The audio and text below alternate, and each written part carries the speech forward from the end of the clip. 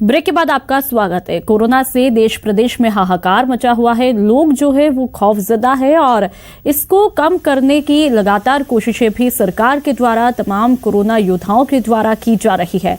और इसी पर बातचीत के लिए हमारे साथ ज्योतिष शास्त्र जो है मुकेश भारद्वाज जी लगातार हमारे साथ स्टूडियो में बने हुए, वे बता रहे हैं कि ज्योतिष क्या कुछ कहता है, किस कारण से ये स्थितियां बनी और आगे क्या कुछ परिस्थितियां बनने वाली है।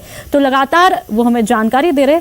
मुकेश जी कहते हैं कि हर समस्या अपने साथ में समाधान लेकर के आती है और इस वक्त बहुत सारे लोग जो है वो नेगेटिव हो चुके हैं, पैनिक भी हो रहे हैं। तो ज्योतिष के अनुसार क्या कुछ समाधान उन लोगों को किया जाना चाहिए जिससे कि वो पैनिक भी कम हो? बहुत महत्वपूर्ण सवाल है। देखिए क्या है कि हमारा जो प्राच्य ज्ञान है, जो हमारा ज्योतिष का जो ज्ञान है, वो महत्वपूर्ण ढंग से तीन बातों की बात करता है। एक हमारे आध्यात्मिक जो तैयारी है, उससे हमारे मानसिक तैयारी के तौर पर देखा जाता है। किसी भी समस्या के अंदर हम ईश्वर के समक्ष जाते हैं, प्रार्थनाएं करते हैं और वहां से अपनी एनर्जी लेते हैं, जो हमारे आत्मबल को बढ़ाने में बहुत महत्वपूर्ण भूमिका निभाती है।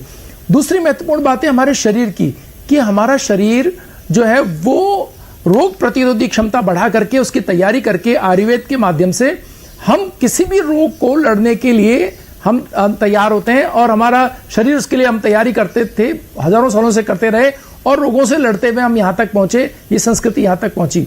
और तीसरी महत्वपूर्ण जो बात है वो ये है कि हमारे आज की स्थिति के अंदर अगर हम इस बात को कहें कि किस तरह से इसको किया जाना चाहिए, तो प्रकृति के माध्यम से हम अपनी जो शारीरिक दक्षता है, शारीरिक ऊंचाई है, जो रोग प्रतिरोधी क्षमता है, उसको बढ़ाने के लिए हम प्रकृति से मदद लेते थे। ये तीनों चीजों के अंदर कहीं ना कहीं गिरावट आई और इस वजह से ये इतना महत्वपूर्ण ढंग से हमको प्रभावित कर सकी ये जो परेशानी है। लेकिन फिर भी हमने देखा कि पूरे विश्व में जिस तरीके से ये परेशानी आई, उससे उतने ज्यादा बड़े तरीके से हम प्रभावित नहीं हुए।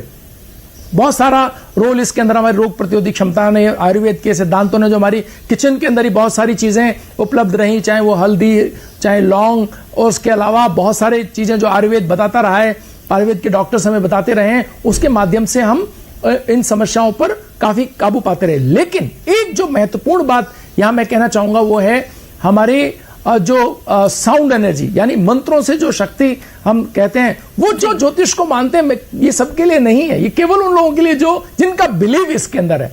तो अगर आपका बिलीव इसमें, तो सूर्य के सामने जब आप जब सूर्य नमस्कार कर रहे हो, उस समय नमोकार मंत्र या मृत्युंजय मंत्र या सूर्य, कोई भी सूर्य मंत्र, इनका अगर आप वहां पर खड़े होकर के अपने मनी मन या ओम की ध्वनि का आप उच्चारण करते हैं, तो आप देखेंगे कि आपका रेस्पिरेटरी, अपर रेस्पिरेटरी जो है वो साउंड होते चले जाएगा। और उस तरह से आप ये जो, क्योंकि ये रोग जो है मुख्यतः आपका रेस्पिरेटरी ट्रैक को प्रभावित कर रहा है, हालांकि पूरे शरीर को ही ये जो मंत्र में नमोकार मंत्र की बात कर रहा हूं मैं, मृत्युंजय मंत्र की बात कर रहा हूं मैं, हमारे जो गायत्री मंत्र की बात कर रहा हूं, ये सभी मंत्र वो मंत्र हैं जो साउंड एनर्जी है। ये स्वर और श्वास और निश्वास के माध्यम से हम कहना चाहिए कि जितने भी हमारे प्राणायाम के जो तरीके हैं, उनसे हम हमारी रोग प्रतिरोधी क्षमता बढ़ा करके और इस रोग से लड़ने में अपने शरीर को पूरी तरह से तैयार कर सकते हैं और इस रोग को हरा सकते हैं। इस जंग में जीत हमारी हो सकती है, बिल्कुल बिल्कुल हराने में कामयाब हो सकते हैं। तो यहाँ ये एक बहुत महत्वपूर्ण बात है। एक और बात जो बहुत यहाँ दर्ज की जानी चाहिए कि आने वाले दिनों के अंदर कौन से वो क्षेत्र होंगे जिनके अंदर आर्थिक रूप से भारत, क्योंकि अब ये लड़ाई वैश्विक हो चुकी है, हम देख रहे हैं कि ऐसी स्थिति नहीं बची है कि बिना अर्थ के कोई भी लड़ाई जीतना बड़ा मुश्किल हो जाता है। और जो 1 महीना 1.5 महीना जब हम बैठ गए और अगले 1-1.5 महीने की और ऐसी स्थिति आने वाली है जिसमें हमको बहुत कंट्रोल तरीके से आगे बढ़ना है, तो कौन से वो क्षेत्र होंगे जिनके अंदर आर्थिक रूप से ग्रह स्थिति आपको फायदा पहुंचाएगी। तो ये यहां एक बहुत मुख्य तौर पर हम कह सकते हैं कि टेक्नोलॉजी जो है ना, वो बहुत महत्वपूर्ण रोल निभाने वाली है आने वाले दिनों में। जितना संपर्क आपका टेक्नोलॉजी पर अपने आसपास के लोगों से होगा, जितना आप अपने आप को मानसिक तैयारी इन दिनों में आप कर लेंगे, ये सारे खाद्यान्न से जुड़े हुए चीज, क्योंकि मंगल इस समय उच्च का चल रहा है, निर्माण से जुड़ी हुई चीजें, यानी निर्माण बहुत तेजी से आने वाले दिनों के अंदर निर्माण क्षेत्र के अंदर आर्थिक उन्नति आप भारत के अंदर आते हुए देखेंगे। अब जो भी धातु से संबंधित, यानी लोहा है, चांदी, सोना, ये तो कीमती धातु है, लेकिन जो भी जो इस तरह की धातु है जो निर्माण क्षेत्र में या अन्य क्षेत्रों में काम में आने धातु में बहुत तेजी आप देखेंगे। साथ ही साथ आप बहुत महत्वपूर्ण ढंग से कपड़ा व्यवसाय में भी आप आगे आने वाले दिनों के अंदर तेज देखेंगे। तो ये वो क्षेत्र होंगे जिनके अंदर आप आगे बहुत उन्नति होते हुए देखेंगे इस देश के अंदर। बहुत तरीके से रसायन के जो क्षेत्र हैं उनके अंदर आपको बहुत मेडिकल इक्विपमेंट और मेडिकल की जो सुविधाएं हैं उनके अंदर बहुत निवेश और बहुत तेजी से ये देश अग्रणी तौर पर निवेश करेगा और यहाँ व्यवसाय के अच्छे अवसर निकल करके आएंगे। सबसे महत्वपूर्ण बात मीडिया और टेक्नोलॉजी के क्षेत्र में है, जो जिनके पास ये जो अपन देख रहे हैं डेटा यूजेस कितने बढ़ गए हैं, ये इसके में बहुत लक्षणकारी एक तरह से कह सकता हूं कि वृद्धि होने की संभावना अगले 1-1.5 साल के अंदर होने वाली है।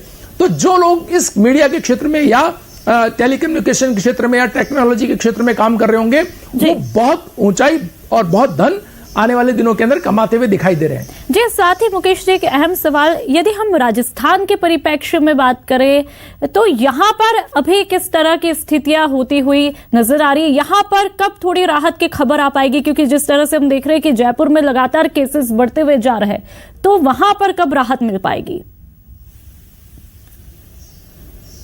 एक बहुत महत्वपूर्ण जानकारी मैं आपको देना चाहूंगा हमारे टीवी दर्शकों को जो ज्योतिष में बिलीव करते हैं उन्हें, कि हमारे जो मुख्यमंत्री हैं उनकी कुंडली में भी सूर्य उच्च चुका है। ये बहुत महत्वपूर्ण बात है। इसके मायने क्या है कि वो एक बहुत ही दक्ष प्रशासक हैं और जिस तरीके से उन्होंने इसको जो योजना बना करके कंट्रोल करने की कोशिश की है, सूर्य से प्रकृति में भी उच्च का चल रहा है, तो ये जो कॉम्बिनेशन है आप देखेंगे इतना अद्भुत काम करेगा कि सब देखते रह जाएंगे कि कैसे राजस्थान के अंदर इतने विकट स्थितियों को भी उन्होंने कितने सहजता से कंट्रोल कर लिया।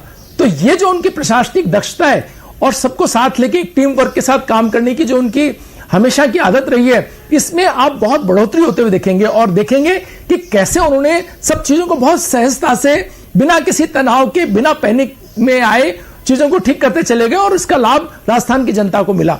तो ये एक बहुत राहत की बात है कि हमारे प्रदेश के अंदर जो मुखिया है वो बहुत ही दक्ष प्रशासक है। आज आपने तमाम जानकारियां राहत भरी दी है और जिससे शायद जो दर्शक आपको सुन रहे होंगे, देख रहे होंगे, वो भी राहत की सांस ले पा रहे होंगे, जो लंबे समय से चिंतित भी चल रहे थे कि आगे क्या कुछ होने वाला है।